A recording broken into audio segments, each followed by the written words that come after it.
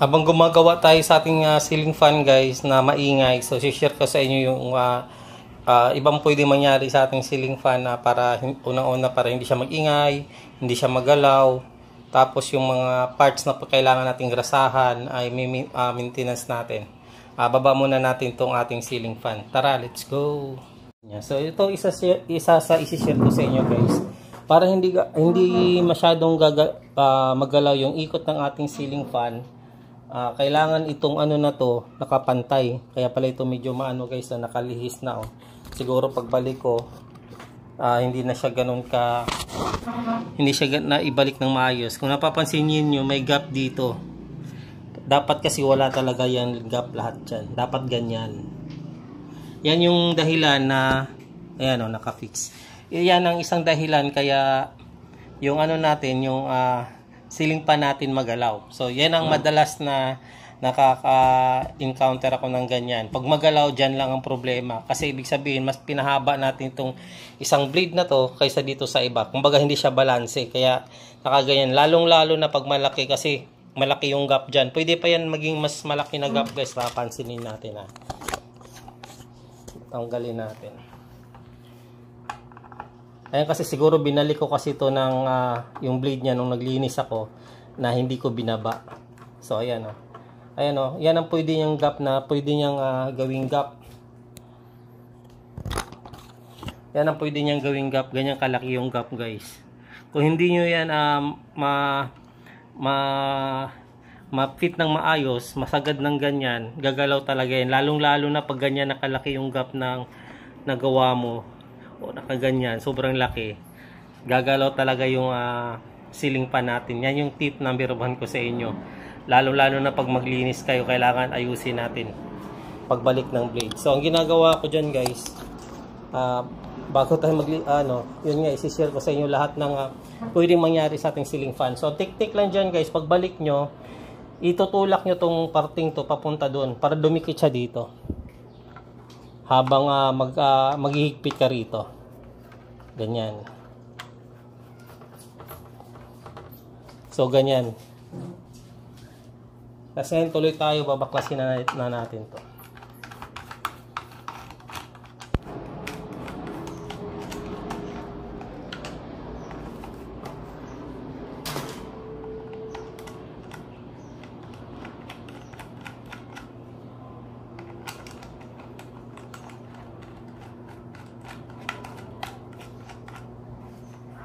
Tapos, tanggalin na natin itong mga nasa gitna.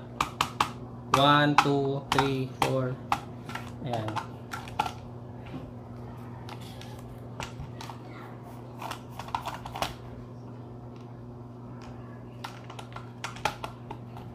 Nandito. Yung parang, pag mag-ingay na parang may ruleta guys. Yung parang may tak, yun. Nandito sa taas yun. Pero yung parang ugong na ingay, nandito lang sa baba. So, dalawa lang ang dahilan nun guys. Pag yung ingay na parang ugong, sobrang lakas, parang nagkiskisan, nandito lang sa parte na bubuksan natin.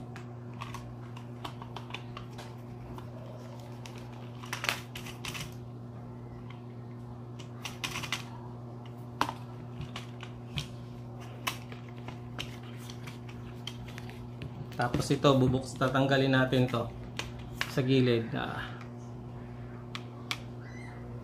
Yan. Para mahugot natin siya pababa. Yan yung pinakalak niya guys sa ulo. Ang mga ceiling fan guys, halos parehas lang sila ng design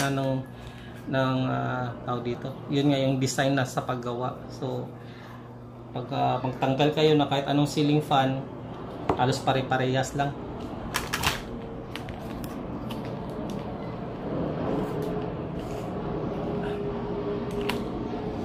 Ayan. So, yung unang ito guys. Ito may nag-comment sa akin sa baba, sana mapanood niya to.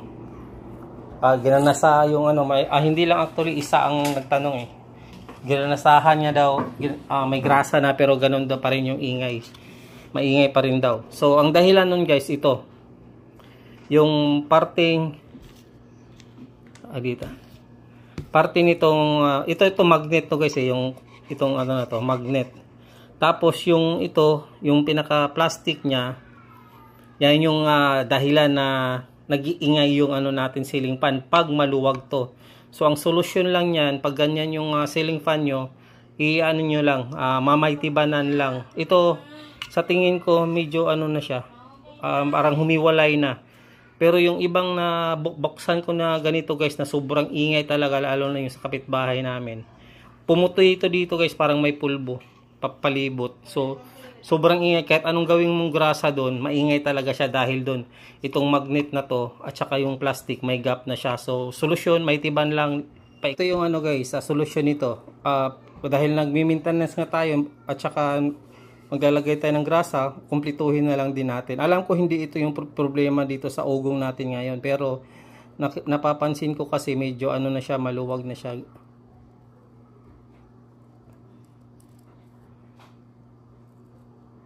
Ganyan lang guys, palibutan nyo lang ng may tiban.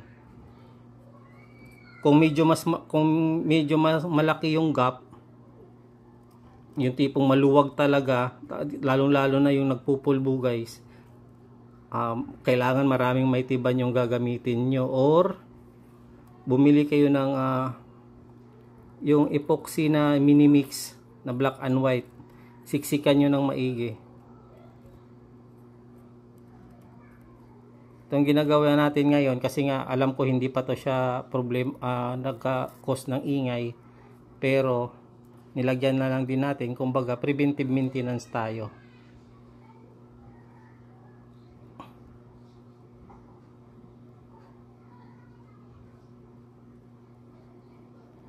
Kasi kaya mag-ingay yan guys pag maluwag to, pati tong magnet na to, magnet ng kulay itim guys cause ano yan, iikot siya ng iikot, magkikiskisan, kaya lalo siyang iingay. So yan ang problema na natin. So dito na part yung medyo mahirap talaga guys, kailangan natin ng long nose or maliit na flat screw para sikwatin natin siya.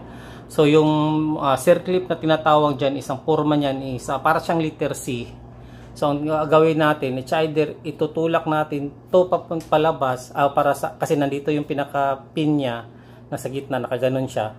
Ito yung pin. So ang gagawin natin, hihilain natin siya dito or itutulak natin siya dito sa dalawang dulo niya, sa letter C niya, para matanggal siya dun sa kaka-clip ng kakaakap dun sa pinaka pin. So kasi hindi ko mapaano sa inyo guys, hindi ko maano sa inyo tawag dito. Ayan, basta yan. Bali mamaya pagtanggal naman, i-explain ko sa inyo. Try natin yung hihilain muna natin siya.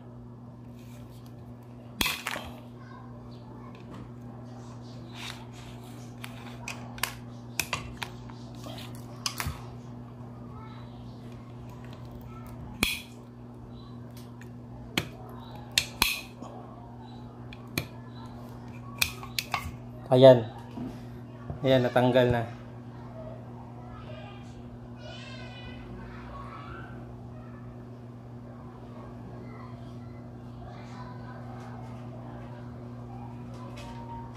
So, yan yung circlip na tinatawag. Yan yung pinaka-lock niya guys. Ito. So, pwede na natin itong hugutin. Yan. Yan, ito yung tuyo na, wala nang grasa guys, umitim na. So, yun yung dahilan niya. Ayan, ito yung tuyo na talaga siya, Ito, may na, lalim na. So, yan yung lilinisan lang natin guys, itong natin, gagrasahan natin. Tapos anyway, ito pala yung circle para mapakita ko sa inyo. So, kunwari nakakabit pa to. Nakakabit pa tong dito, ito. Nakakabit pa to dyan. So, babalik natin para mamaya maintindihan nyo kung ano ba talagang position nito. Na guys, ng parang ang lagkit na sobra ng ng grasa. So napapansin nyo, may kanal yan dyan. Yung pinaka-pin niya may kanal. So dyan yun papasok yung circlip, nakaganyan.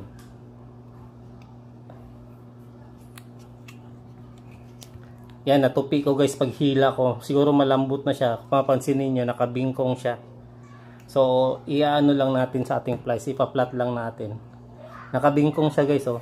Hindi, nabingkong natin siya or nabibend natin siya. Babalik lang natin siya. Ipa-flat lang natin. Buti na lang dalawa yung plies natin. Wala pa naman tayong spare nito. Mayroon naman kaso bibili pa tayo sa labas. So nakaganyan yan guys. Nakaganyan yan. Pagbalik natin mamaya gaganyanin din natin. Pero gamit yung long nose natin. Ganyan. Tutunog yan guys, parang magkiklik. Yan oh. So ganyan yan. Para hindi ito mahugot. Mayroon yan. Yan lang yung nakakapagpigil na hindi ito mahugot guys. Yung sa loob na yan. So ang ginawa natin kanina is ganito. Hinila natin to ginanon. Nakaganyan. Tapos pwede rin dati nung wala akong long nose, ginawa ko, tinulak ko siya pa ganon. Mas mahirap. Try natin kung ibang position, kung ganyan. Try natin. Kung halimbawa ganyan guys ha. Kung madukot siya ng ganyan. Ayan, dapat pwede rin sana, pero kailangan mo pa rin siyang hilain. Tapos mayroon din isang way guys pagtanggal dito. Kaya ko to ini-explain sa inyo guys kasi ito yung part na mahirap talaga sa lahat ng gagawin natin sa ating ceiling fan. Ito yung mahirap. Kahit nung una ako rito nahihirapan ako magtanggal. So, mayroon siyang isang option para matanggal natin siya. Balik natin. Ganyan. Flat screw. Pero kung may flat screw kayo na maliit, pwede sana yon. May ano kasi ito guys dito. Mapapansin ninyo, may butas yan. Oh. Ito, may butas yung ano. Yan yung sisikwatin natin. Ayan. Ganon ang isang paraan. Kaso ang problema sa ganon, hindi mo rin siya makita kasi nga may grasa na to paglagay natin ng grasa mamaya. Kaya mahihirapan din tayo. Kaya hindi natin siya basta-basta din masungkit ng pagganon. Kasi, tawag dito. Ayan siya guys oh. Yan yung pwesto niya. Ayan. Diba may gap siya, marumi nga itong isa eh. Itong banda dito eh. So, yan yung sisikwatin natin, yung dalawang gap, yung dalawang parang pinaka-uka dyan na dalawa.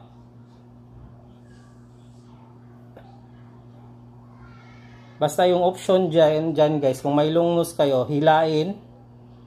Kung wala, yun nga, ito susungkitin nyo to. Ang ginawa natin ngayon lang, ganyan natin guys. Sinikwat natin to dito, parting to. Yung may parang uka dyan na parte, sinikwat natin ng ganun, kaya natanggal siya rito. So ayan, linis muna tayo. Guys, ayan linis.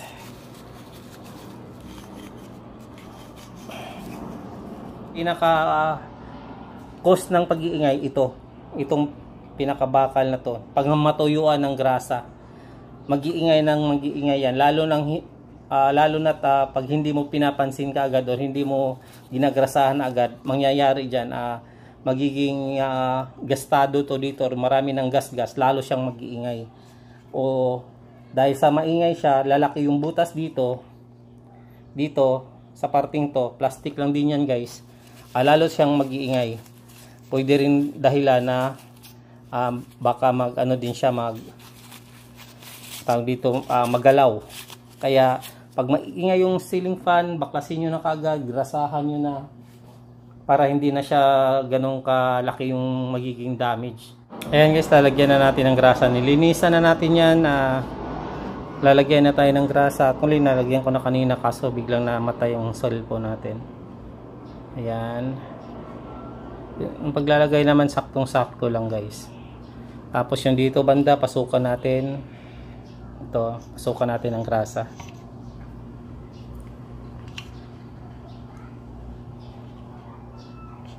Yan, para matulak nyo ng pin. Pag ganyan natin. Ayan, pinunasan ko tong magnet guys, ay yung pinaka ano niya, kaya kumintab na. So linisan nyo lang ng tissue or basahan. Ayan na. May grasa na sa taas guys, oh. Natulak niya yung grasa na nilagay natin sa panghuli. So kitang-kita naman yung parang pinaka gatla or yung parang pinaka-kanal ng pin. Itong ano natin, doon lang natin siya ilalagay. So pag ganyan, paglagay ko, ganyan ginagawa ko. Yan. Tapos pasok doon sa may gatla or yung sa may kanal.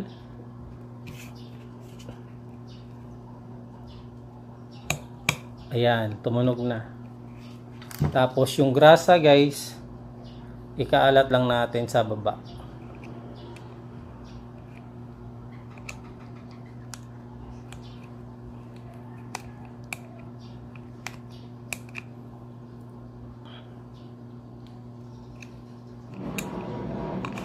Ayan na. Ay kabit na natin uli. Ayan, kaya ko ito binabalik kanina guys kasi may ano yan, kaya ko ito binabalik kanina dahil dito. Pag hindi mo to binabalik, matatanggal to, maglaglagan tong mga to. Yan yung mga kaya natin binalik yung pinaka screw ng ating tawag dito, ng ating LEC. So sa pagbalik guys, anuhin nyo lang na kanina nakaganyan yan, no? Itong malalaking butas na to sa baba, yan yung tawag dito, naka-level or nakapantay dito sa dalawang to. So igaganyan mo lang. As makikita nyo na minsan nagaganyan yan konti guys, hindi yan papasok. Nakaganyan, wala kang ma-screwan dyan pag ganyan, no? Kailangan makikita mo itong gitnang to. Yan yung guide natin para pagbalik. Yan. So ito ngayon lang din to nabali. So ito ngayon lang to nabali. So off cam guys ay mamaitiban ko muna. Chill muna tayo saglit. So ayan guys, na natin to, na may tiban na natin. Medyo marupok na talaga siya. So una kasi ilalagay yan dyan guys. Hindi lang siya basta-basta na parang decoration lang, design lang sa ating para maganda tingnan. Pero ano yan guys, spacer yan. Kailangan din yan para hindi siya mag-ingay. Kasi pag wala yan, posibleng mag-aalog-alog yung natin, yung pinaka-head natin ng LEC, posible siyang mag-ingay na naman ulit. Kaya kailangan talaga yan, nandyan yan.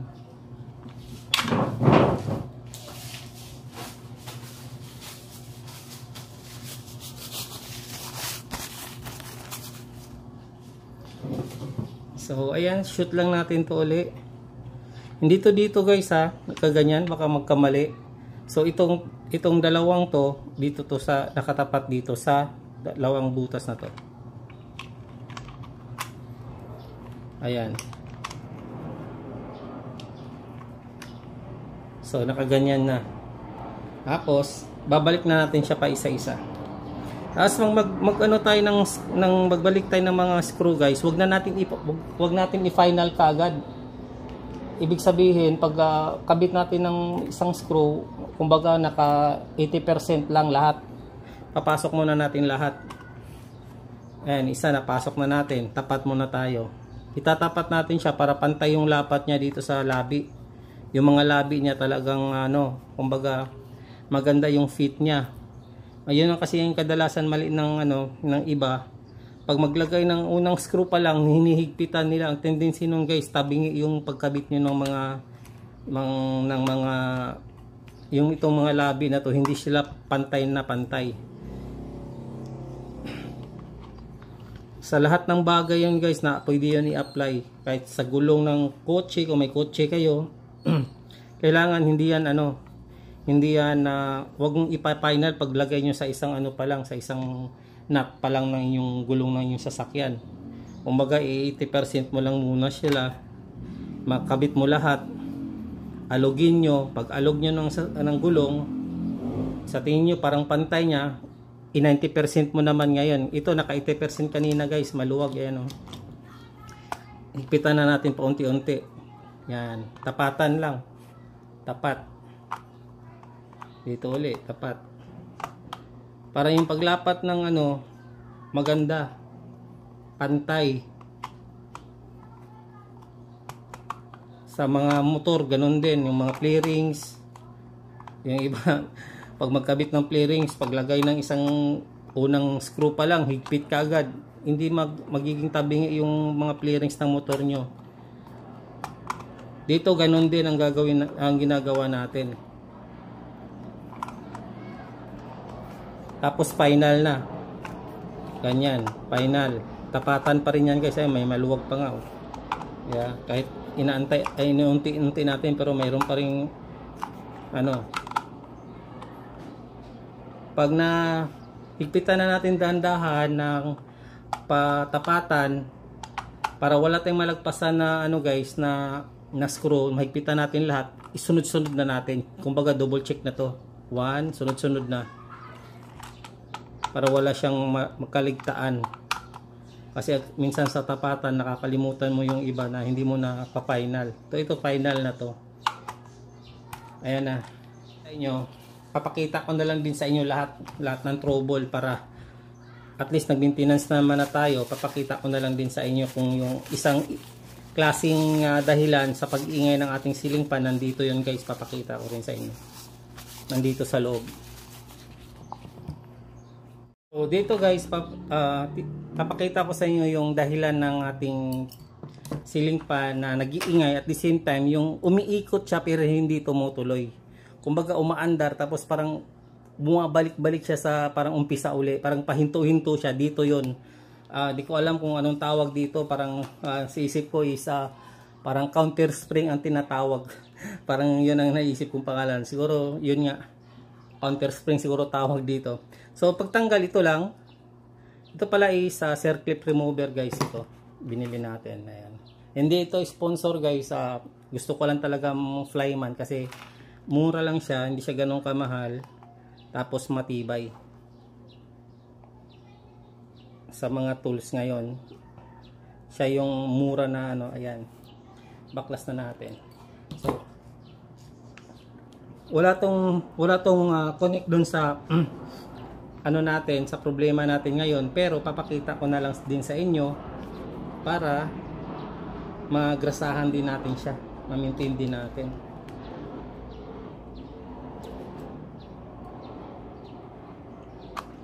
Yan.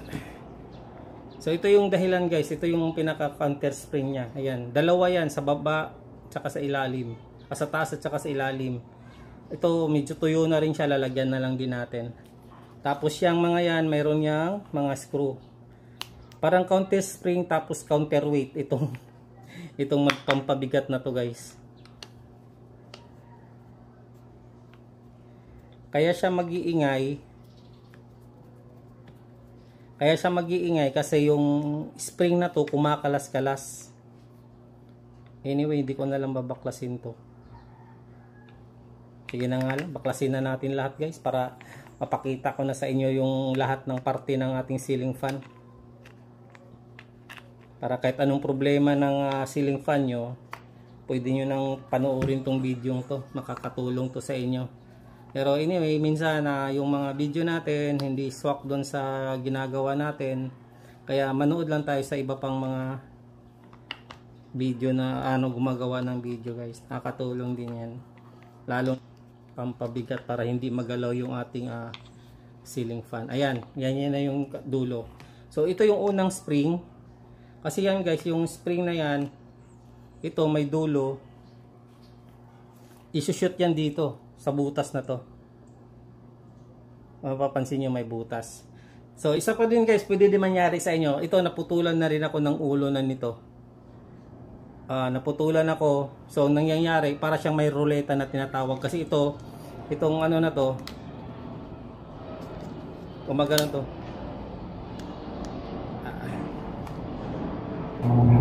Diyan din pala yung ano guys, dahilan ng twisted wire, yung pilipit na wire dyan, yan din yung dahilan, yung pinaka spring na yan. Minsan mas mabilis pa dyan.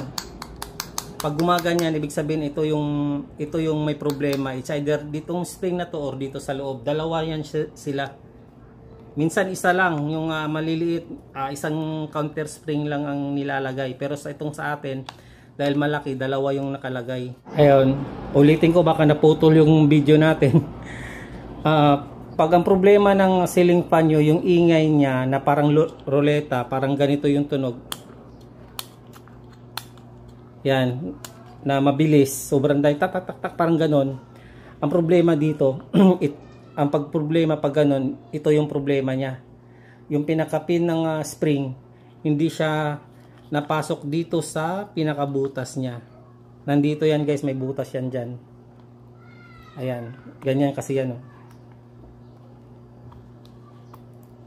Ganyan.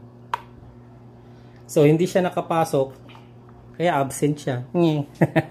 Yun nga, pag hindi nakapasok, hindi siya madidipit yung purpose niya na magka-counter spring. Kumbaga magka-counter ng parang rotation ng ating ceiling fan. So tendency yun nga, tutunog siya ng tutunog.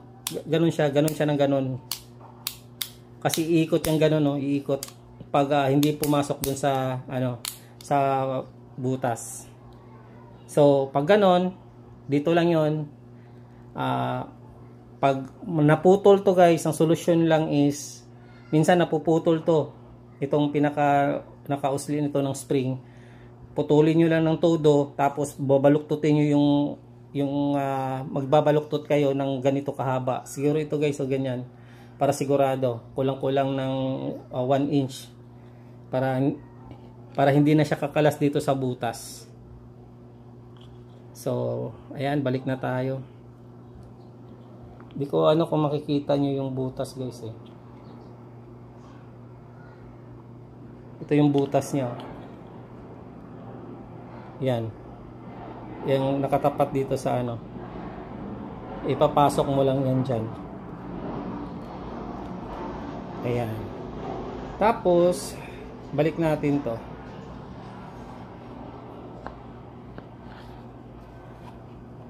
Siyempre yung butas nito guys, yung walang nakausli, yun yung itatapat natin dun sa niya.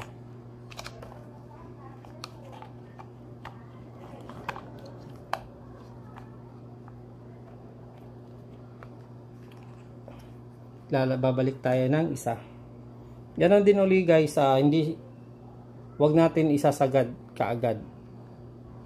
Kumbaga, unang scroll, maluwag lang, mga 80%. Lahat. Para pantay yung paglapat niya guys. Maling-mali talaga yung ginagawa ng iba na unang screw pa lang, higpit na kaagad. Hindi lalapat ng maigi yung mga nilalapat natin, lalong-lalo na yung mga gulong ng sasakyan, flarings ng motor. Pag magkabit kayo nun guys, wag sagad kaagad lahat. Unang screw pa lang, hinihigpitan nyo na kaagad. Hindi maglalapat yun. Tapos ayan, tapatan 90%.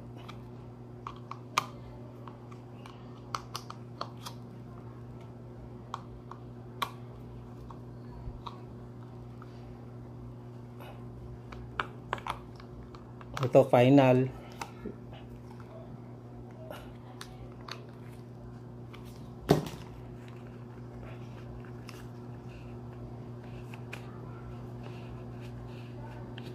Ayan.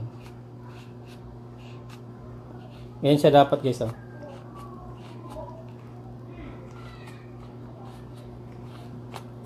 So, final ulit natin. Nakalimutan ko kung na final ba. Chine-check ko kasi. Yan.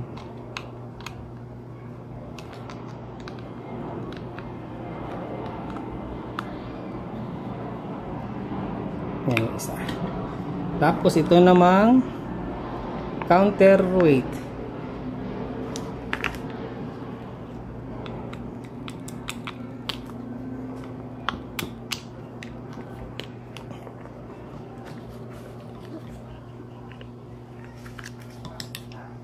Ayan, shoot na. Basta anuhin nyo lang na ilalapa, isushoot nyo lang sila.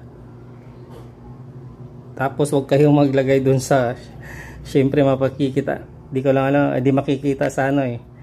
So yung butas nyan guys, ano yan, alternate. Merong screw, may walang screw, may, ganun lang yan.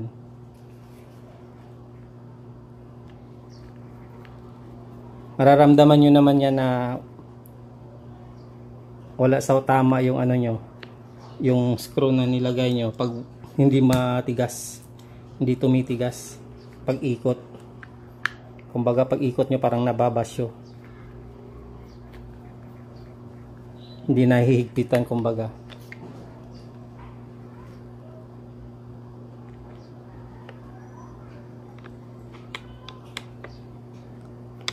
Sa mga maliliit guys, isa lang yung counter spring.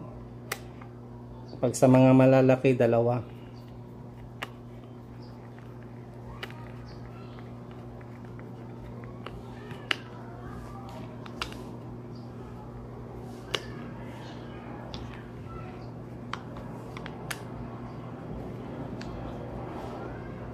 Tapos dito pag higpit guys, hindi to ano, kasi plastic lang to. So alalay lang kayo, huwag nyong itudo para hindi malustred yung plastic nyo.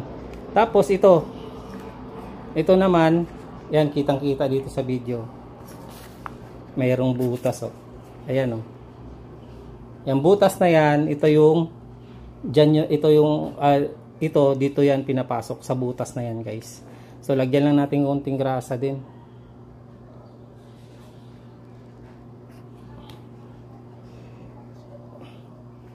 para hindi siya ganun kaingay. Kumbaga yung grasa nila nilagay natin pag lumalagutok, kasi pagka-counter niyan minsan tumutunog pa rin yung grasa guys, ay yung ano, yung spring. Ito ano lang to guys, pakiramdaman mo na lang talaga na paano ma-shoot. Anyway, hindi mo siya matutulak pag hindi sakto dun sa butas guys. Pero kailangan mo lang talaga siyang i-shoot.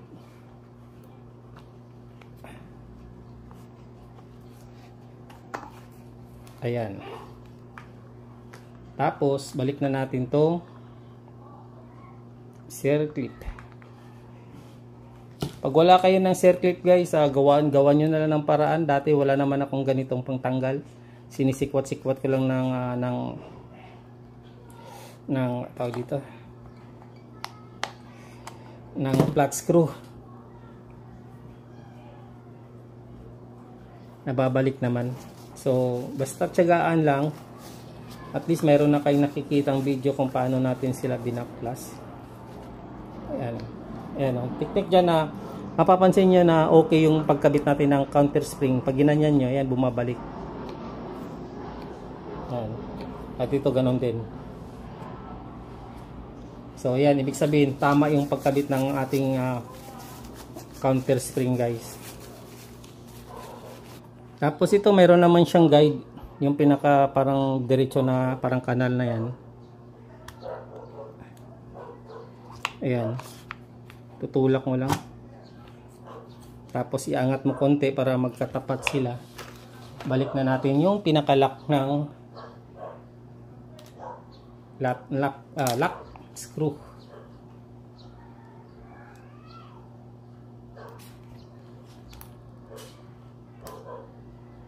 Dalawa yan, kaya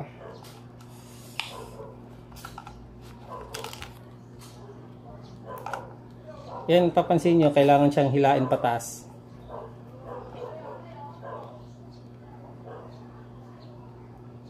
Sa kabila.